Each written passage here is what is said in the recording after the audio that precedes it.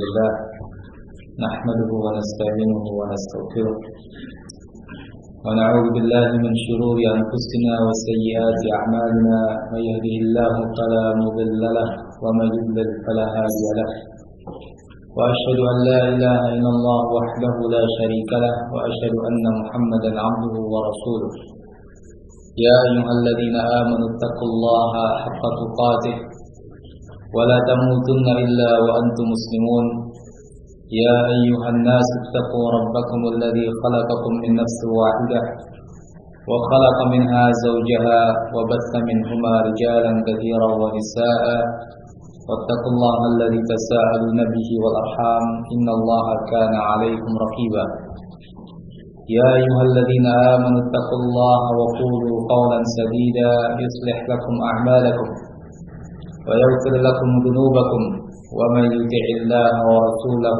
فقد فاز فوزا عظيما أما بعد فإن أصدق الحديث كتاب الله وخير الهدي هدي محمد صلى الله عليه وسلم وشر الأمور محدثاتها فإن كل محدثة بدعة وكل بدعة ضلالة وكل ضلالة في النار. Ikhwani fillah rahimakumullah. Pembahasan kita pada malam hari ini insyaallah terkait dengan terbunuhnya Husain bin Ali radhiyallahu anhu di Karbala dan hal yang terkait dengannya dari sikap atas wafatnya beliau radhiyallahu anhu. Ikhwan fillah rahimakumullah. Husain bin Ali bin Abi Thalib radhiyallahu anhu adalah cucu Rasulullah sallallahu alaihi wasallam dan adik daripada Al-Hasan bin Ali radhiyallahu anhu. Yang keduanya adalah cucu yang sangat disayang oleh Rasulullah sallallahu alaihi wasallam. Beberapa hadis menunjukkan kepada kita bagaimana kecintaan Rasulullah sallallahu alaihi wasallam kepada kedua cucunya ini. Dan keduanya juga memiliki keutamaan yang sangat besar. Walaupun Al-Hasan lebih utama daripada Al-Husain, sebagaimana disebutkan oleh sebagian ulama, karena Nabi SAW menyebutkan dalam hadis tentang Al-Hasan, inna ibni hadha sayyidun wa sayuslih Allahu bihi baina ta'ifataini 'azimataini minal muslimin. Sesungguhnya anakku ini, yakni cucuku ini, sayyid, seorang pimpinan, seorang tokoh yang Allah Azza wa Jalla akan mendamaikan dengannya dua kelompok besar dari kaum muslimin, yaitu kelompok Ali bin Abi Thalib dan Muawiyah radhiyallahu anhum ajma'in ketika terjadi fitnah di antara keduanya dan yang mengikuti keduanya. Al-Hasan bin Ali radhiyallahu anhu ketika itu mengalah setelah wafatnya sang ayah Ali bin Abi Thalib, sehingga menyerahkan kepemimpinan kepada Muawiyah, dan inilah yang disebutkan oleh Nabi sallallahu alaihi wasallam bahwa beliau mendamaikan antara dua kelompok. Hal ini tidak disebutkan tentang Husain atau pada Husain, sehingga dari sini sebagian ulama mengatakan bahwa Al-Hasan lebih afdal daripada Al-Husain, dan Al-Hasan memang lebih tua daripada Al-Husain. Namun keduanya jelas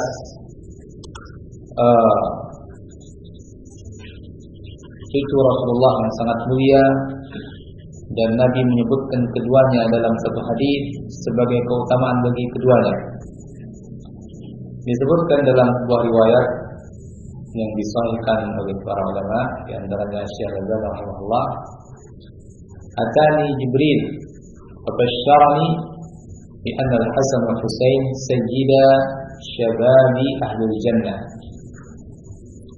Datang kepadaku malaikat Jibril, lalu memberitahukan kepadaku dengan suatu berita gembira bahwa Al-Hasan dan Al-Husain merupakan pimpinan bagi para pemuda penghuni surga. Dan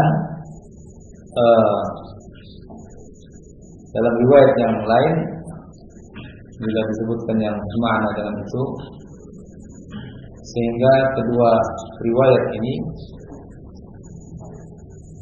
menunjukkan tentang keutamaan keduanya, Al-Hasan dan Al-Husain. Ikhwan fillah rahimakumullah. Adapun kematian Al-Husain sesungguhnya telah diberitakan oleh Rasulullah SAW kepada umatnya, dan ketika itu malaikat Jibril sudah memberitahukan kepada Nabi SAW akan kejadian pembunuhan terhadap Al-Husain. Yang ini kalau begitu merupakan salah satu berita kenabian yang kemudian betul-betul terjadi sebagaimana diberitakan oleh Rasulullah SAW. Dikisahkan dalam riwayat Ahmad bahwa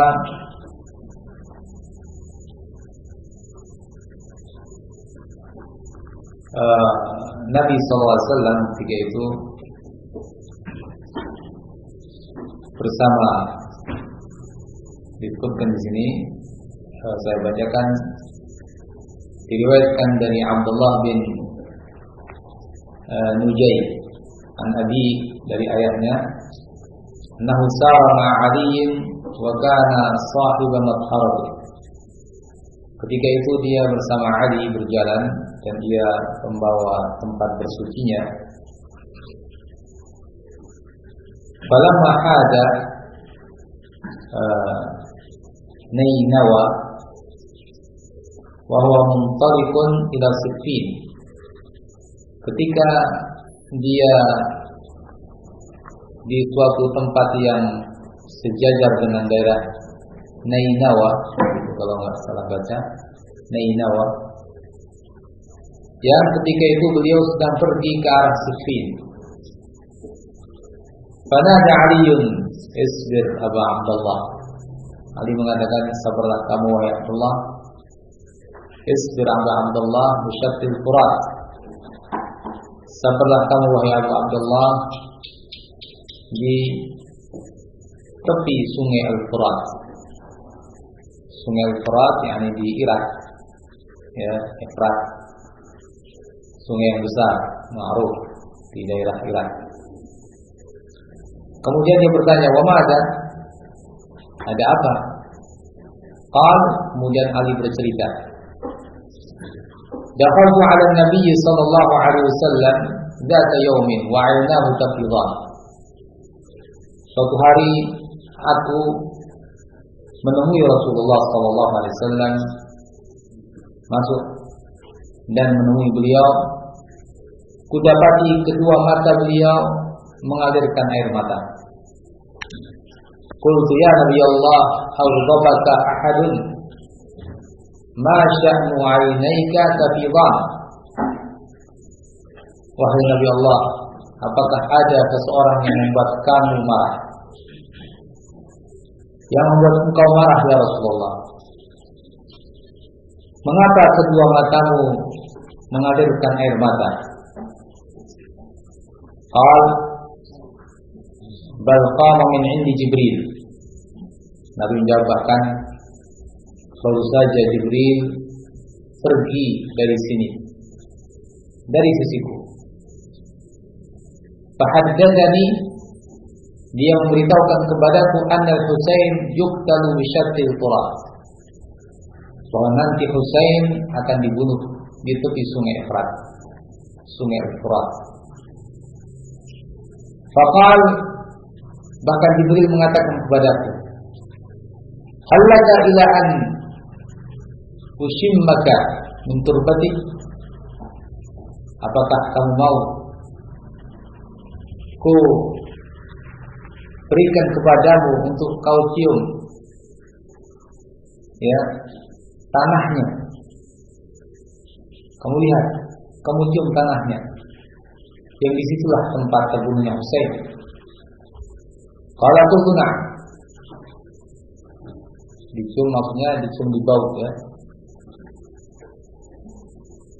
Qal, Nabi katakan, na'am, iya. Fa'amida famadda yadahu faqabada qabdatan min turabin fa'ataniha falam amlik aini an fadasa. Lalu malaikat Jibril menjulurkan tangannya. Dia ketika itu menggenggam sebuah genggaman dari tanah di mana di situ terbunuhnya Husain. Lalu dia berikan tanah itu kepadaku, maka aku pun tak tahan. Akhirnya kedua mataku meneteskan air mata atau berlinangan air mata. Nah, demikian Nabi SAW bercerita tentang akan wafatnya Husain dalam keadaan terbunuh. Hadis ini diriwayatkan oleh Imam Ahmad rahimahullah, dan di sana ada dukungan-dukungan yang membuatnya menjadi hadis yang sahih, sebagaimana ditakhrij, diterangkan secara luas oleh Syekh Al-Albani rahimahullah dalam kitabnya Silsilah Shahihah nomor yang ke-1171. Berita kenabian tersebut tentulah pasti terjadi, karena Nabi SAW la yantiqu 'anil hawa. Beliau tidak berbicara dari hawa nafsunya. In huwa illa wahyu yuha, itu tidak lain kecuali wahyu yang diwahyukan. Dan ini sekaligus kalau begitu menjadi bukti kenabian beliau. Segala yang beliau beritakan terjadi sebagaimana beritanya. Adapun kejadian berikutnya setelah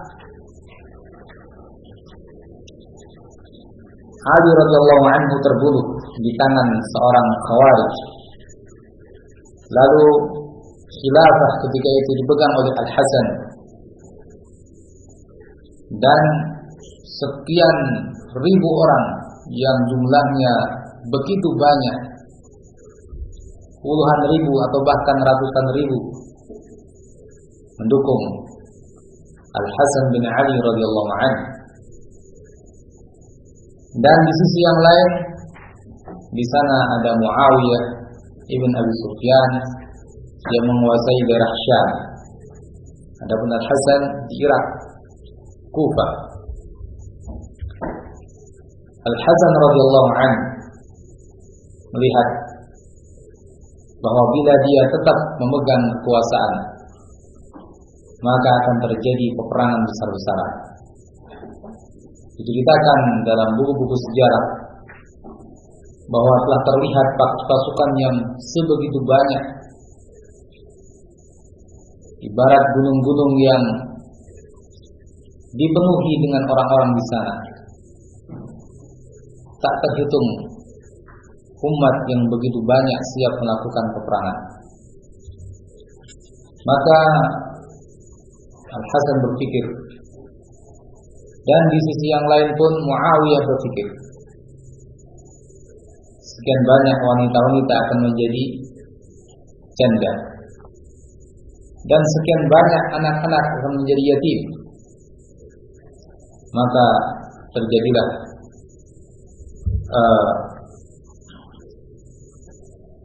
pengiriman utusan-utusan yang pada akhirnya Al-Hasan radhiyallahu anhu beliau mengalah dan beliau memberikan kepemimpinan sepenuhnya kepada Muawiyah radhiyallahu anhu, sehingga Muawiyah dialah yang menjadi pimpinan kaum muslimin dan beliau menjadi raja pertama kali dalam Islam, dan dialah sebaik-baik raja radhiyallahu anhu. Nah, berjalanlah waktu sampai pada akhirnya Al-Hasan radhiyallahu anhu meninggal, dan kepemimpinan tetap pada Muawiyah. Di saat Muawiyah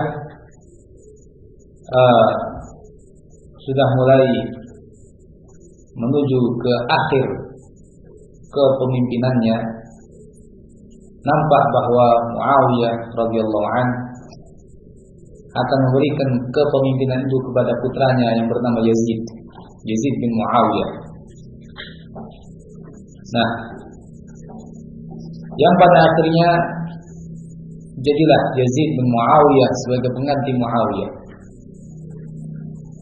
Umat pun berbaiat kepada Yazid. Namun di sana beberapa orang enggan untuk membaiat Yazid,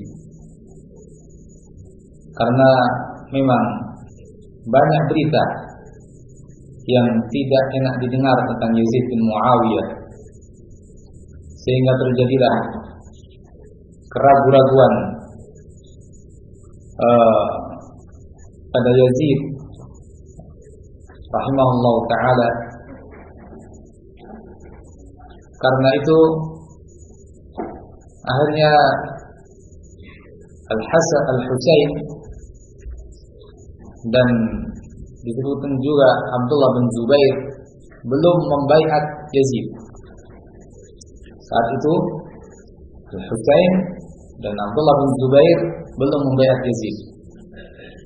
Dengan sebab apa? Tadi yang kita sebutkan, berita-berita yang tidak mengenakan tentang maksiat yang dilakukan oleh Yazid. Nah, pada tahun ke-60 Hijriah, akhirnya berita tidak baiatnya Husain terdengar oleh orang-orang Kufah, yang mereka itu adalah sebelumnya sebagai para pendukung Ali radhiyallahu anhu. Tapi sebetulnya orang-orang Kufah ini terkenal sejak dahulu penuh dengan muskilah, penuh dengan problem. Sehingga ketika muncul Yazid sebagai pimpinan, tentu orang-orang Kufah ini tidak mau, karena mereka memang orang yang selalu bikin masalah. Bahkan Ali radhiyallahu anhu sendiri, beliau sudah begitu merasakan bagaimana jeleknya loyalitas orang-orang Kufah, bagaimana akhlak mereka, dan berbagai macam kekecewaan Ali radhiyallahu anhu terhadap mereka. Ikhwan fillah rahimakumullah, sehingga mereka menampakkan bahwa mereka tidak mau membaiat kecuali Ali dan anak-anaknya. Akhirnya mereka pun mengirimkan surat-surat yang berisikan pernyataan dan tanda tangan bahwa mereka akan membaiat Husain. Sampailah kepada Al-Husain surat-surat itu, yang ketiga itu berjumlah cukup banyak, lebih daripada 500 surat. Nah, dalam kondisi Al-Husain radhiyallahu anhu belum berbaiat kepada Yazid, maka diterimalah surat-surat itu kepada dari orang-orang oleh Al-Husain, sehingga Al-Husain ingin melakukan pengecekan apakah betul orang-orang itu menginginkan Al-Husain untuk dibaiat sebagai khalifah. Akhirnya dia pun putus anak pamannya yaitu Muslim bin Aqil. Aqil ini adalah paman Al-Husain, Aqil bin Abi Thalib, saudara Ali bin Abi Thalib. Setelah dia sampai di Kufah, dia pun melihat betul-betul bahwa di sana banyak orang-orang yang menginginkan Al-Husain untuk dibaiat. Akhirnya terjadilah baiat kepada Al-Husain, walaupun Al-Husain belum datang ketika itu, di rumah seseorang yang bernama Hani bin Urwah. Nah, tentu berita seperti ini akhirnya terdengar oleh Yazid bin Muawiyah, karena ini bukan lagi gerakan yang sifatnya rahasia, karena jumlahnya begitu banyak. Yazid bin Muawiyah yang berada di Syam menerima berita tersebut, maka dia pun segera mengutus seorang utusan, yaitu Ubaidullah bin Ziyad. Dia adalah gubernur Basrah ketika itu, untuk menyelesaikan persoalan ini, dan agar dia pergi ke Kufah serta menghalangi gejolak yang terjadi di Kufah, supaya jangan sampai Al-Husain dibaiat oleh orang-orang yang di sana. Berangkatlah Ubaidullah bin Ziyad menuju Kufah. Dia pun mulai mencari-cari berita dan bertanya-tanya, sampai pada kesimpulan bahwa rumah Hani bin Urwah itulah tempat Muslim bin Aqil, yang disitulah terjadi pembaiatan kepada Al-Husain. Maka dipanggillah Hani bin Urwah, dan dia pun ditanya tentang persoalan-persoalan itu. Dia pun menjawab dengan jawaban yang begitu tegas tentang semua yang terjadi. Akhirnya Hani bin Urwah ditahan. Penahanan Hani bin Urwah akhirnya sampai kepada Muslim bin Aqil. Maka Muslim bin Aqil tidak terima, karena dia telah berbaiat dan menyatakan pembelaannya kepada Husain, maka tentu dia pun harus dibela ketika diperlakukan seperti itu, menurut Muslim bin Aqil. Sehingga Muslim bin Aqil pergi menuju Ubaidullah bin Ziyad dan mengepung istananya dengan jumlah pasukan yang cukup banyak, yaitu 4.000 pasukan di waktu siang. Pergilah ke sana dan mengepung di istananya. Nah, ketika terjadi pengepungan itu, Ubaidullah bin Ziyad bangkit. Dia tidak langsung melawan, namun dia dengan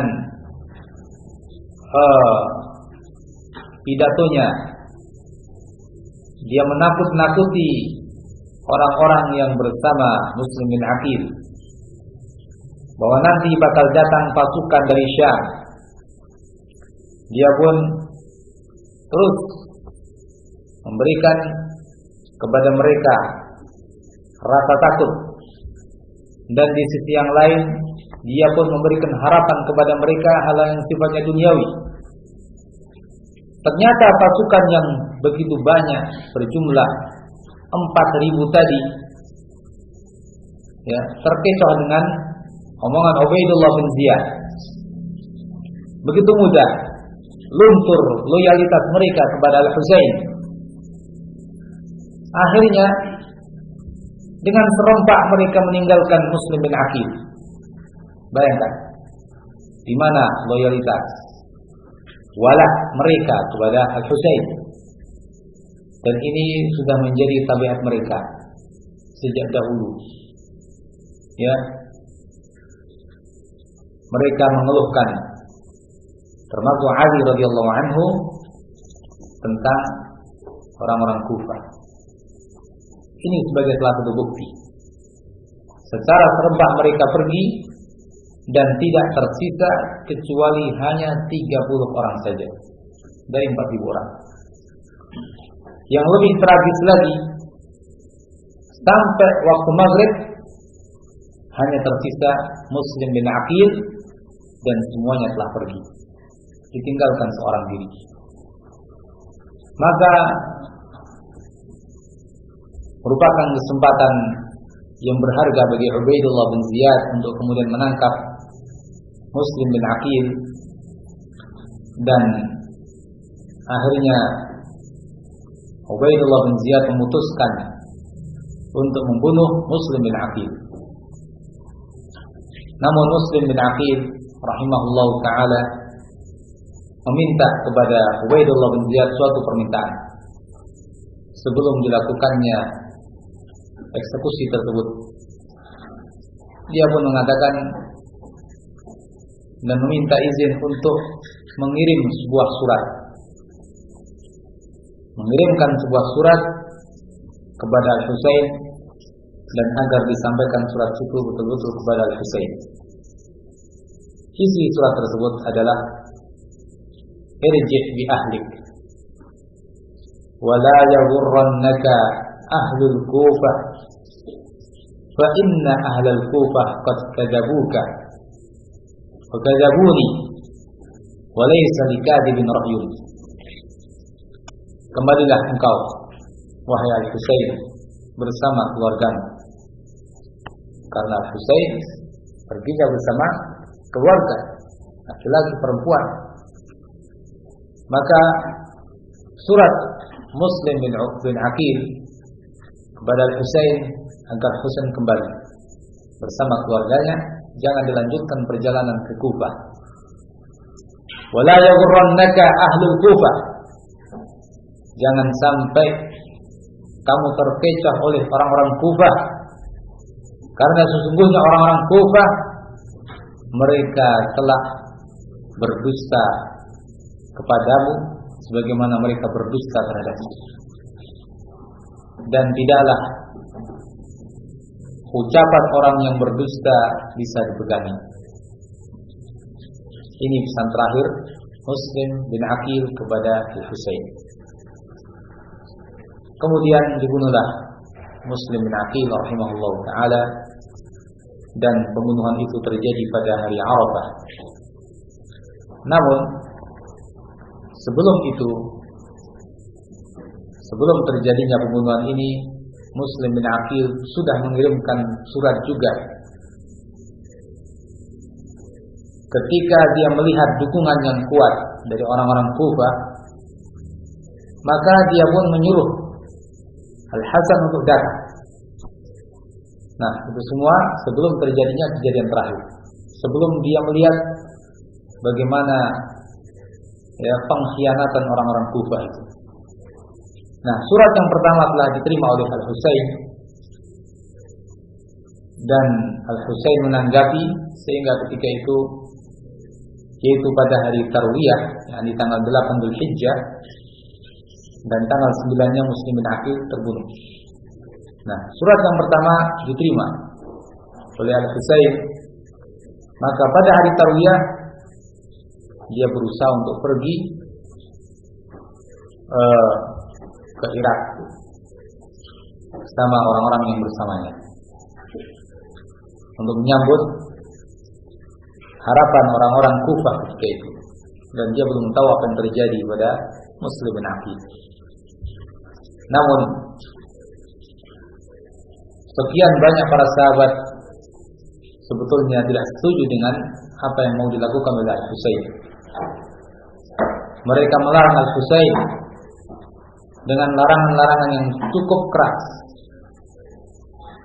dan mereka menasihati Al-Husain supaya tidak melakukan ini. Di antara mereka adalah Abdullah bin Abbas, Ibnu Umar, Abdullah bin Zubair, Abu Sa'id Al-Khudri, Abdullah bin Amr, Muhammad bin Hanafiyah, dan yang lain. Mereka semuanya melarang dengan larangan yang sangat tegas dan sangat menyayangkan Al-Husain dan sangat kasihan kepada Al-Husain, karena mereka para sahabat tersebut yakin seyakin-yakinnya bahwa Al-Husain bakal dikhianati, walaupun mereka belum tahu berita tentang Muslim bin Aqil. Tapi dari pengalaman, itulah Kufah dan itulah orang-orang Kufah. Ya. Sampai sebagian mereka mengatakan, seandainya tidak takut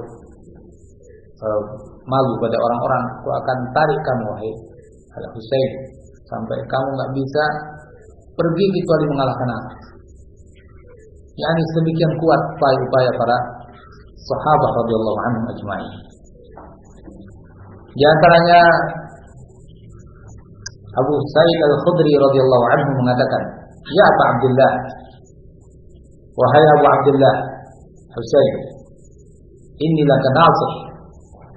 Sesungguhnya aku bagimu sangat berkeinginan baik. Wa inni 'alaikum musyfiq, dan sungguh aku sangat belas kasih kepadamu. Qad balaghani an qad katabakum qaumun min syi'atikum bil Kufah."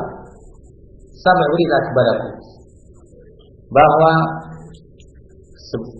sebuah kaum dari pendukung kalian atau pendukungmu mengirim surat kepadamu. Wa yad'unaka ila al-khuruj ilaihim, dan mereka mengajak kamu untuk kamu pergi kepada mereka, untuk mereka baiat. Fala takhruj ilaihim, jangan kau pergi menuju mereka, jangan ikuti mereka. Fa inni sami'tu abaka, karena aku mendengar ayahmu Ali bin Abi Thalib, aku dengar ayahmu pernah mengatakan di Kufah, wallahi, ini pernyataan Ali, wallahi qad madaltuhum wa abghadtuhum, demi Allah aku sudah bosan dengan mereka dan aku sangat marah terhadap mereka. Wa malluni wa abghaduni, dan mereka juga bosan terhadapku dan benci kepadaku. Wa ma yakunu minhum wafa'un qat, mereka tidak pernah memenuhi janji sama sekali. Wa man faza bihim bisahmil akhir, wallahi ma lahum min niyatin wala azmin ala amrin wala sabrin ala sayf. Demi Allah, mereka tidak punya niat-niat baik, tidak punya tekad yang kuat dalam suatu urusan, dan tidak bisa bersabar dalam peperangan. Nah, ini pengalaman Ali bin Abi Thalib yang selama ini pendukung-pendukungnya banyak dari orang-orang Kufah. Maka Abu Sa'id Al-Khudri menasihatkan kepada Husain supaya tidak berangkat berdasarkan pengalaman ayahnya. Sudah cukup. Kalau ayahnya dikhianati, apalagi Husain. Maka Ibnu Umar radhiyallahu anhu juga mengatakan kepada Husain, "Inni muhaddithuka haditsan."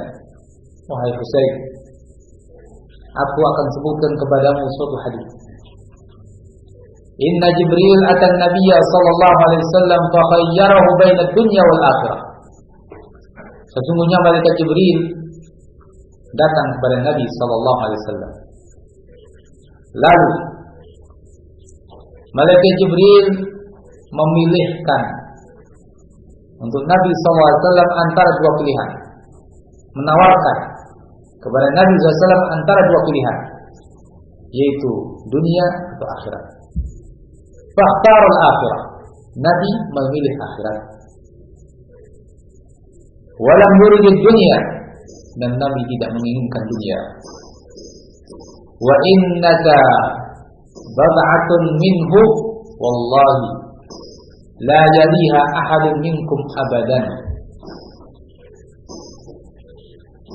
Dan engkau wahai Husain adalah daging belahan Rasulullah sallallahu alaihi wasallam. Demi Allah, jangan seorang pun dari kalian memilih dunia. Wa ma sarafaha Allahu ankum illa lilladhi huwa khair. Allah tidak memalingkan kalian darinya kecuali kepada yang lebih bagus. Ini nasihat Ibnu Umar. Fa'aba Husain masih tetap belum mengikuti kehendak para sahabat itu. Dia tetap ingin berangkat. Akhirnya kata Ibnu Umar, aku pun memeluk dia, dan dia pun menangis. Ibnu Umar mengatakan, "Astaudi'ukallah min qatil." Kupasrahkan kepadamu, kupasrahkan kamu kepada Allah, kamu bakal terbunuh. Ibnu Umar sudah merasa pasti, ya, yakni berdasarkan pengalaman-pengalaman akan terjadi pengkhianatan dan ini menjadi perpisahan, pertemuan terakhir. Dia akan mati di sana.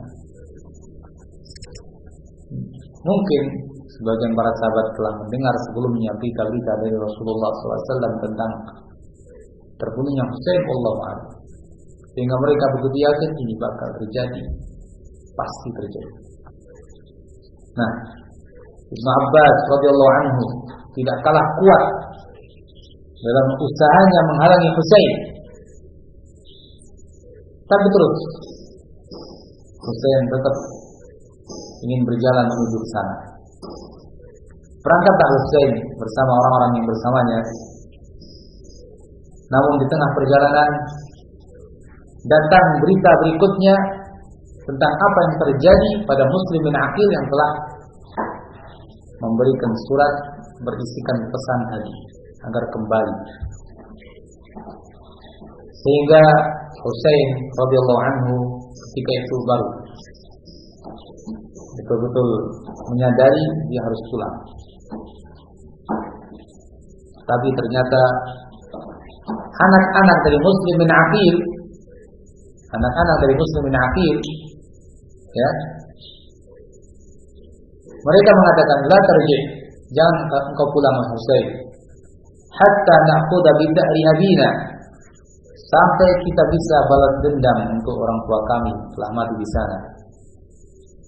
Nah, akhirnya Al-Husain mengikuti mereka. Kenapa? Karena Allahu a'lam, yang jelas Muslim bin Aqil dia ke sana karena perintah Al-Husain. Sehingga tentu Al-Husain merasa bertanggung jawab. Dia pergi ke sana karena perintahnya dan sampai meninggal di sana. Dan anak-anaknya sekarang minta agar bisa menuntut balas atas kematian ayahnya. Maka akhirnya terus Husain melanjutkan perjalanan itu menuju Kufah, dan di tengah perjalanan sempat terhenti, yaitu ketika Ubaidullah bin Ziyad mendengar berita kepergian Husain, dia pun mengirimkan pasukan yang berjumlah 1.000 orang dengan dipimpin oleh Al-Hurr bin Yazid At-Tamimi untuk menghalangi Husain supaya tidak pergi ke Kufah. Ketika Al-Hurr berjumpa dengan Husain di daerah Al-Qadisiyah dan berusaha menghambat Husain untuk melanjutkan perjalanan, maka Al-Husain mengingatkan kepadanya, "Ibta'id anni, sakilatka ummuk." Minggirlah kamu dariku. Ibumu kehilangan kamu kalau kamu tetap menghalangiku. Al-Hurr mengatakan, "Wallahi law qalaha ghairuk min al-Arab laqtasasku minhu wa min ummi." Demi Allah, seandainya mengatakan begitu selain kamu, wahai Al-Husain, dari orang-orang Arab, aku akan bunuh dia dan ibunya sekaligus. Walakin ma'adha aqulu laka wa ummuka sayyidatu nisa'il alamin. Tapi apa yang mesti kukatakan? Sementara ibumu adalah pimpinan wanita-wanita alam semesta ini. Ibumu adalah Fatimah, putri Rasulullah SAW. Akhirnya Al-Hurr ya tidak bisa menghambat, bahkan akhirnya dia ikut bersama Al-Husain. Nah, ini perjalanan menuju daerah Kufa. Memang Allah Azza wa Jalla ketika menetapkan sesuatu itu semua mesti terjadi, dan Allah Azza wa Jalla akan menetapkan sebab-sebab yang menuju ke arah itu. Barangkali kita berpikir kenapa ini terjadi. Nah, tentu semuanya untuk menuju kepada apa yang telah Allah tetapkan. Dan kita harus meyakini semuanya adalah ada hikmah di balik itu semua. Dan di antara hikmahnya adalah kematian Al-Husain sebagai seorang syahid, orang yang mati syahid. Allah Azza wa Jalla tetapkan sebab-sebab yang menuju ke arah sana. Tidak ada yang menghambat Al-Husain atau yang dapat menghambat Al-Husain, sampai pada akhirnya dia pun sampai di daerah Karbala, dan ternyata di situ Ubaidullah bin Ziyad sudah menyiapkan 4.000 pasukan yang dipimpin oleh Umar bin Sa'ad. Nah, ketika itu Al-Husain bertanya, "Ma hadzal makan?" Tempat apa ini yang kita sudah sampai padanya? Apa nama daerah ini? Mereka lalu mengatakan, "Innaha Karbala."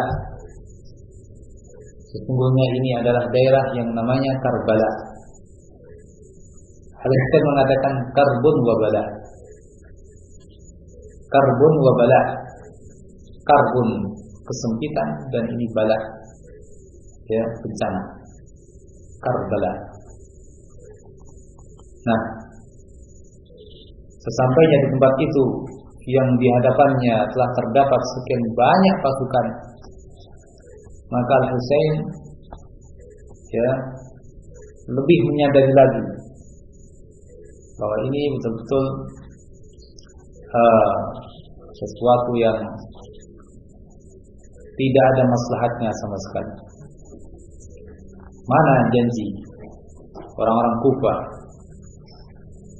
dengan pasukan yang begitu banyak? Ternyata Al-Husain di situ justru disambut oleh pasukan Ubaidullah bin Ziyad yang siap untuk menghadapi Al-Husain bersama orang-orang yang bersamanya. Ya. Ahibati fillah rahimakumullah, ketika Al-Husain mulai menyadari pengkhianatan orang-orang Kufa, maka beliau pun mulai mengingatkan orang-orang yang bersamanya, seperti disebutkan tadi bahwa Al-Husain di malam itu, di malam tanggal 10 bulan Muharram, beliau berdoa memohon kepada Allah Azza wa Jalla, meminta kepada Allah Azza wa Jalla, sampai didengar oleh saudaranya Zainab, dan Zainab begitu sedih mendengar doa-doa dan beberapa bait syair yang dibacakan oleh Al-Husain, sampai ia pun mendekati Al-Husain, dan Al-Husain menasihati. Di saat itu Al-Husain sudah begitu yakin apa yang bakal terjadi di esok hari. Maka dia pun berpesan seperti yang tadi kita sebutkan, "Inni uqsimu billah wa abirri qasam." Sesungguhnya aku bersumpah kepada Allah, dan tolong dukung aku untuk terlaksanakannya sumpah tersebut. Ia pun mengatakan, "La tashukki alayya jaiba." Jangan kamu robek-robek untuk meratapi aku merobek-robek bajumu. Wala tahmishi alayya wajha, jangan kamu cakar-cakar wajahmu untuk meratapi aku. Wala tad'i bil waili wat thubur in ana halak, jangan kamu mengucapkan ucapan-ucapan kecelakaan bila aku nanti mati. Ya, kesedihan pun semakin mendalam dirasakan oleh Zainab, sehingga ya tangisan-tangisan di malam itu membuat suasana semakin sedih.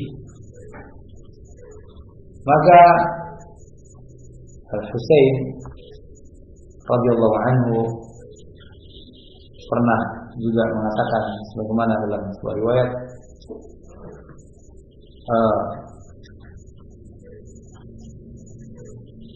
kata beliau,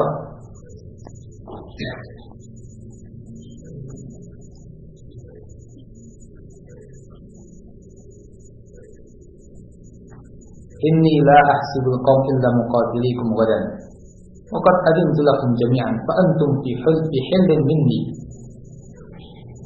Sesungguhnya aku sangat mengira bahwa mereka bakal memerangi aku besok, dan aku sudah izinkan kalian semuanya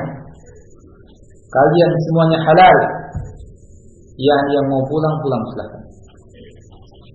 Tapi tentunya mereka ya tidak mau pulang. Bagaimana mereka akan pulang dan meninggalkan Husain? Maka mereka pun tetap akan bersama Husain apapun yang terjadi.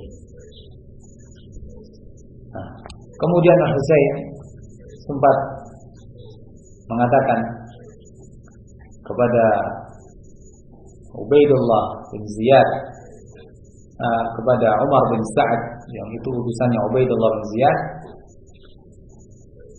imma an tad'uni arji. Karena melihat kondisi yang seperti ini, sudah, kalau begitu pilihan yang pertama, biarkan aku pulang. Pilihan yang kedua, kalau tidak, biarkan aku pergi ke Yazid. Disebutkan pula oleh Ibn Taimiyah rahimahullah bahwa beliau Al-Husain radhiyallahu anhu memberikan 3 pilihan. Ya, imma kembali atau pergi ke salah satu tuhur muslimin, kapal batas muslimin dengan negeri-negeri kafir, atau ke Yazid, ya, atau ke tempat yang lain, saya lupa. Kalau tidak salah ingat, 3 hal itu disebutkan oleh Ibn Taimiyah rahimahullah. Yang jelas di sini sangat nampak niatan baik Al-Husain, dan bahwa dia tidak lagi mau melanjutkan keinginannya untuk dibaiat oleh orang-orang Kufah. Poin ini sangat penting bagi kita, karena ini menunjukkan bahwa Al-Husain akhirnya ingin tunduk kepada Yazid dan berbaiat kepada Yazid, sehingga tidak dibenarkan kalau Al-Husain melakukan pemberontakan kepada Yazid. Itu tidak benar, karena pada akhir keadaan beliau menyatakan hal-hal tersebut. Nah, setelah terjadi kesepakatan itu, maka Umar bin Sa'ad mengatakan, kalau begitu engkau utus utusan kepada Yazid, dan aku akan utus utusan kepada Ubaidullah bin Ziyad. Nah, ternyata Ubaidullah bin Ziyad mengatakan Al-Husain harus dijadikan sandera. Nah, setelah berita itu sampai kepada Al-Husain, Husain mengatakan, tidak, saya nggak mau dijadikan sandera. Maka akhirnya Umar bin Sa'ad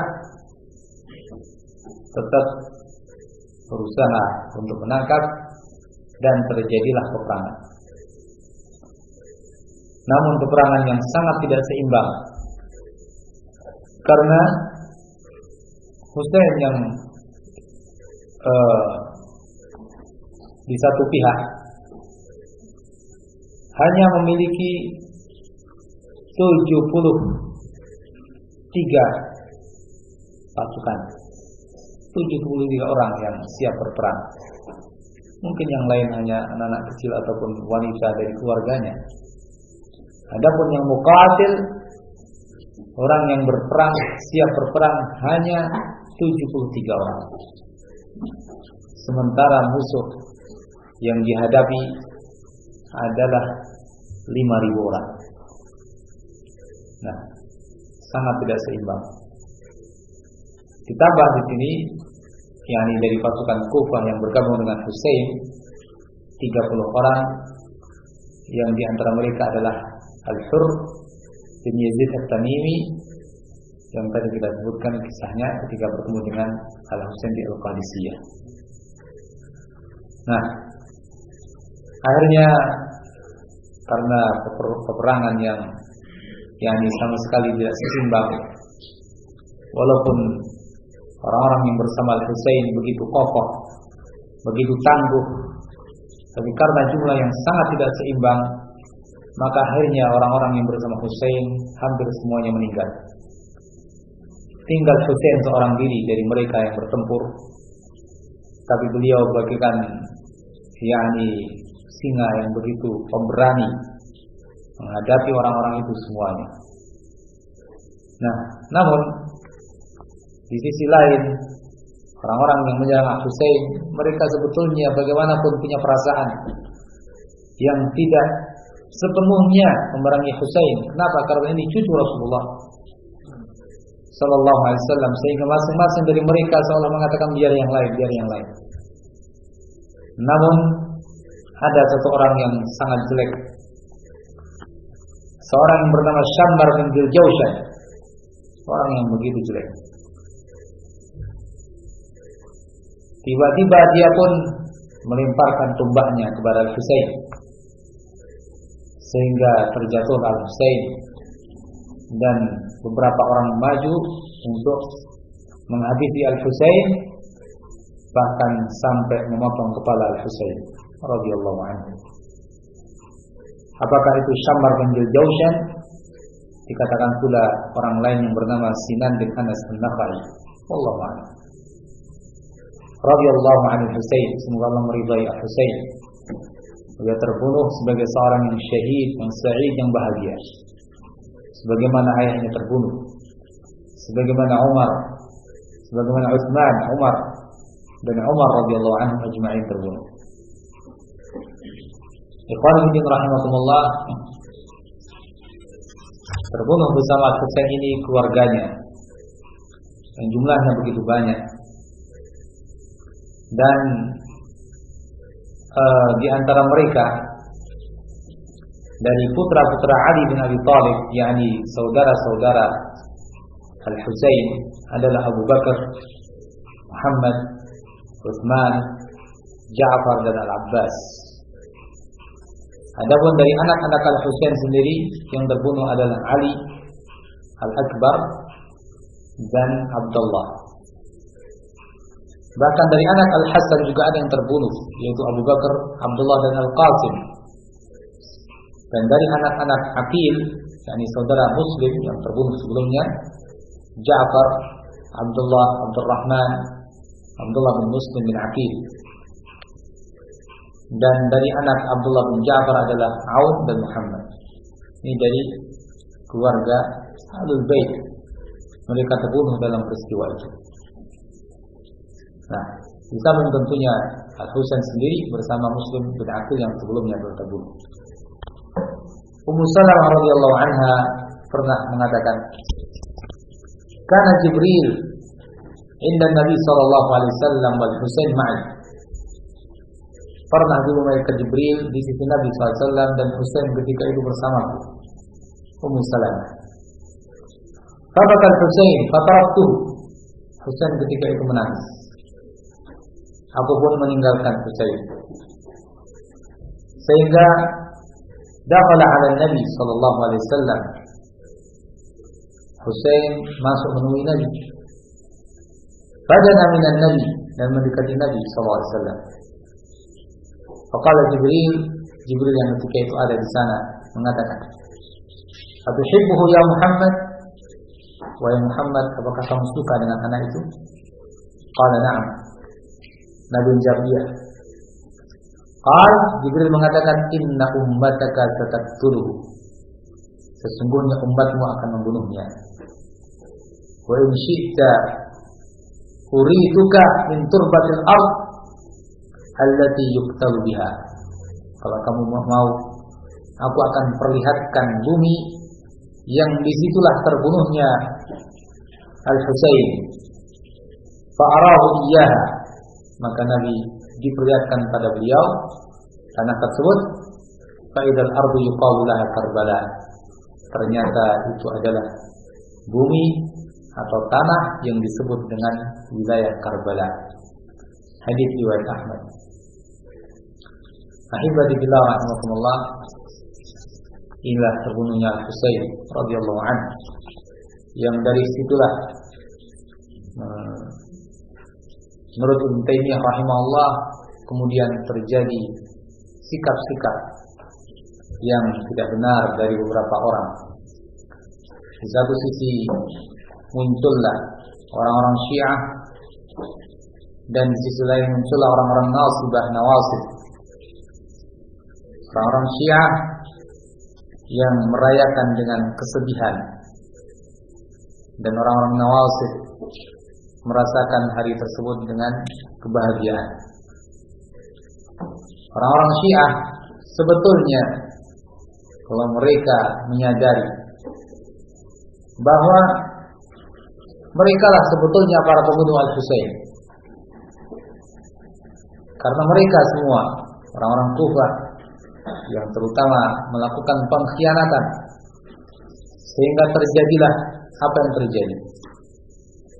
Bahkan sebagian tokoh-tokoh Syiah pun mengakui itu. Di beberapa referensi dari buku-buku Syiah, mereka mengakui bahwa ya, kalau begitu pembunuh Al-Husain adalah mereka, orang-orang Syiah. Semoga Allah Azza wa Jalla memberikan balasan yang setimpal kepada mereka, orang-orang yang melakukan pengkhianatan dan pembunuhan kepada Al-Husain radhiyallahu anhu. Ahibati fillah rahimakumullah. Nah, bagaimana sikap kita selaku seorang muslim dengan kejadian tersebut? Bagaimana telah disebutkan tadi bahwa ada dua sikap yang bertolak belakang. Maka kita tidak boleh mengikuti sikap-sikap tersebut. Bahkan sikap yang benar adalah sebagaimana kita menghadapi musibah yang lain. Kita bersabar dan kita ucapkan inna lillahi wa inna ilaihi raji'un. Kita mendoakan Al-Husain agar Allah Azza wa Jalla meridainya dan mengasihinya, dan juga orang-orang yang bersamanya, agar Allah Azza wa Jalla memberikan kepada mereka tempat yang layak di surga. Namun perlu kita sadari pula bahwa kematian Al-Husain tentu tidak lebih dari kematian orang-orang yang sebelumnya dari para sahabat yang mulia. Kematian ayahnya, kematian Utsman, kematian Umar, mereka juga wafat terbunuh. Ikhwan fillah rahimakumullah. Adapun yang dilakukan oleh orang-orang Syiah dengan ratapan-ratapan seperti itu, bahkan menyiksa diri, adalah sesuatu yang bertentangan dengan wasiat Husain yang tadi kita sebutkan, bahkan bertentangan dengan sabda Rasul sallallahu alaihi wasallam, "Laisa minna man daraba al-hudud wa syaqqa al-juyub wa da'a bi da'wal jahiliyah." Bukan dari golongan kami orang yang daraba al-hudud, memukul-mukul pipi, wa syaqqa al-juyub, robek-robek baju, wa da'a bi da'wal jahiliyah, dan menyuarakan suara-suara jahiliyah. Dan hadis-hadis yang semakna dengan itu. Ikhwan fillah rahimakumullah. Bagaimana kemudian dengan kepala Husain yang sempat dipenggal dan dilepas dari tubuhnya oleh orang-orang jahat tersebut. Semoga Allah memberikan kepada mereka hukuman yang setimpal. Disebutkan tentang hal ini banyak pendapat-pendapat, namun yang benar wallahu a'lam bahwa kepala Al-Husain tidak sampai dikirimkan kepada Yazid. Ada riwayat-riwayat yang menyebutkan bahwa kepalanya dibawa kepada Yazid, namun yang benar bahwa kepala itu tidak sampai kepada Yazid. Husain terbunuh di Karbala dan kepalanya diambil dan dibawa menuju ke Ubaidullah bin Ziyad di Kufah, namun tidak diketahui secara persis kemudian dimakamkan di mana. Sehingga di sini makam Husain ya bukan hanya di satu tempat dalam anggapan orang-orang sekarang. Ada yang di Iran, ada yang di mana? Yakni di Mesir, kemudian di Irak atau di Iran, ya. Ini menunjukkan bahwa semuanya tidak diketahui di mana kuburan Husain radhiyallahu anhu. Adapun tentang Yazid, bagaimana sikapnya Yazid dalam hal ini? Sesungguhnya Yazid dengan kondisi beliau yang seperti itu, dan ulama rahimahullah tidak mendukung Yazid dengan kondisinya yang seperti itu. Apa yang didengar dari Yazid, dari berita-berita, namun tentu kita tidak boleh membalimi Yazid, yaitu bahwa Yazid sama sekali tidak memerintahkan untuk dibunuhnya Al-Husain. Yazid mengeluarkan perintah kepada Ubaidullah bin Ziyad agar menghalangi Husain, agar tidak terjadi pemberontakan dan pembaiatan kepada Husain. Namun rupanya ya Ubaidullah bin Ziyad yang kemudian memerintahkan kepada pimpinannya Umar bin Sa'ad, ya, sehingga mereka melakukan ini semua dengan inisiatif mereka sendiri, terutama orang-orang yang di lapangan, sehingga terjadilah pembunuhan terhadap Husain, bahkan sampai dipenggal kepalanya. Namun Yazid sama sekali tidak pernah memerintahkan itu, pembunuhan, apalagi sampai dipenggal kepalanya seperti itu. Syekhul Islam Ibnu Taimiyah rahimahullah mengatakan,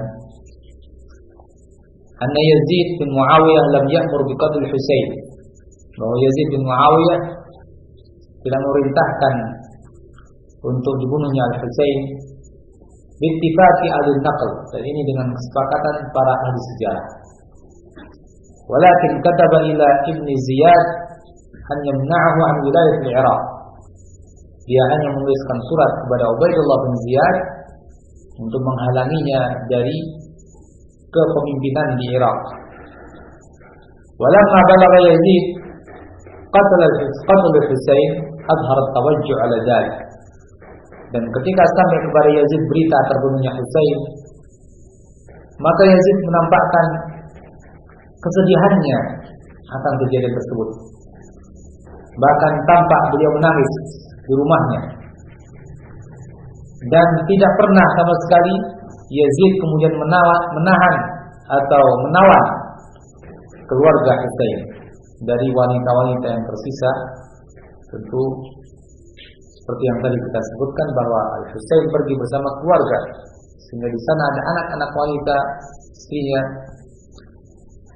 Tidak sama sekali Yazid kemudian menjadikan mereka tawanan. Bahkan Yazid memuliakan keluarganya, keluarga Husain, dan membolehkan mereka untuk pulang ke negeri mereka dengan mulia. Adapun riwayat-riwayat yang menunjukkan bahwa wanita-wanita keluarga Nabi dihinakan, maka itu sama sekali riwayat yang batil, tidak ada dasarnya. Bahkan orang-orang Bani Umayyah, mereka tetap menghormati Bani Hashim, mereka tetap menghargai Bani Hashim, sehingga tidak ada pada kejadian itu seorang pun dari wanita Hashimiyah yang dijadikan tawanan. Nah, Dalam hal ini banyak riwayat-riwayat yang macam-macam tentunya, antara yang mendukung, yang menentang, tapi tentunya kita harus menerima riwayat yang benar dan jangan sampai kita menzalimi siapapun. Dan itulah yang disimpulkan oleh Syekhul Islam Ibn Taimiyah rahimahullah ta'ala. Inilah tentang kejadian terbunuhnya Al-Husain radhiyallahu anhu. Semoga kita bisa mengambil pelajaran darinya dan kita bisa menyikapi dengan sikap yang benar, tidak terkecoh oleh apa yang dilakukan orang-orang Syiah yang menampakkan pembelaan tapi mereka sebetulnya melakukan pengkhianatan. Tidak pula seperti orang-orang Nawasib yang musuh Ahlul Bait. Wallahu ta'ala a'lam. Subhanakallahumma wa bihamdika asyhadu an la ilaha illa anta astaghfiruka wa atubu ilaik. Alhamdulillahirabbil alamin.